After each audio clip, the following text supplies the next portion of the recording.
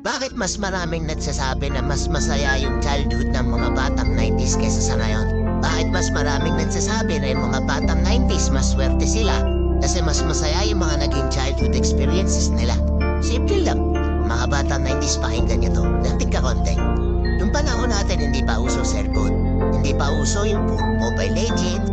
Lalaro ka sa cellphone, nanonood sa cellphone. Lahat ng laro natin nung bata tayo puro physical.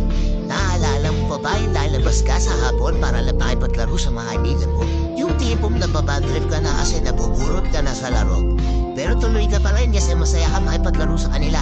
Yung tipong lalabas ka ng alas 3 ng hapon hanggang alas 6, hindi ka na pwedeng magpagabi kasi mapapalo ka. Pero yung paiksing oras na yun para makapaglaro ka, pakiramdam mo ang haba-haba na.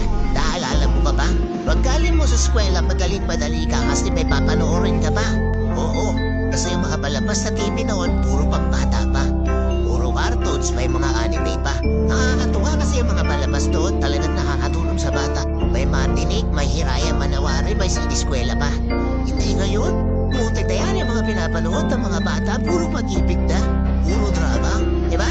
Baka pag pumaga ka man o panghapon naman sa klase, makakapanood ka. Naaalala mo ba ba? Yung natutulog-tulugan ka sa hapon sa mama mo para lang makaiwas ka sa palo niya.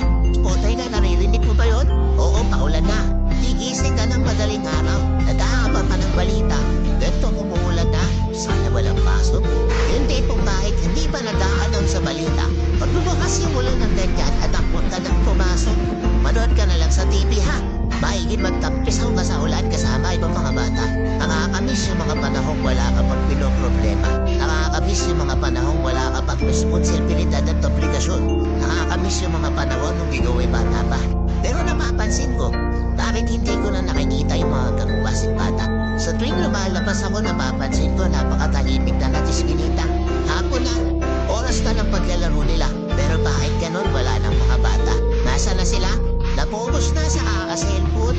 Hindi na lumalabas ng bahay. Mas pinaigi na lang nilang mag-cellphone at manood ng mga bagay na wala ng mga kwenta-kwenta. Iba na talaga panahon niya, no? Kasi ngayon yung mga bata hindi na nila iniinyo yung pagkabata nila. Hindi na sila lumalabas para makipaglaro sa mga kalaro nila.